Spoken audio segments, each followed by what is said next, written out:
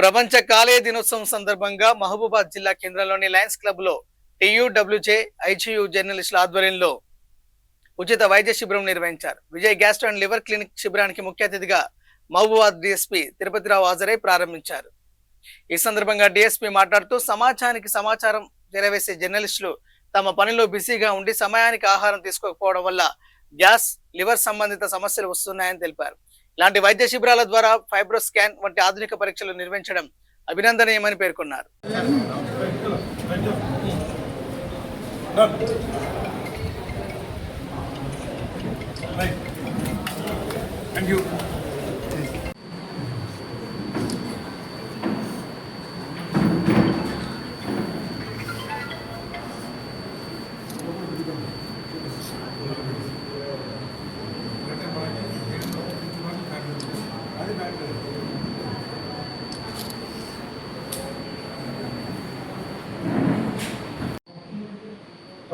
కూడా రోడ్డు మీద తీరుస్తాం.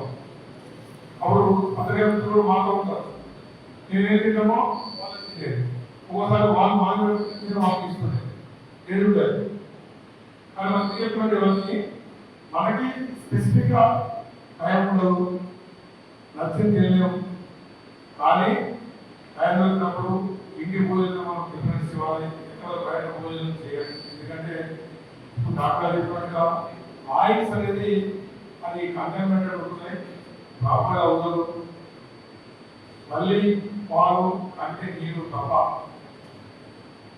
ఇది కూడా ఆలోచన చూస్తే ఎంతో కొంత కలిసి ఉంటుంది. కాబట్టి కలిసి ఆహారాన్ని మనం దూరంగా వెళ్ళడం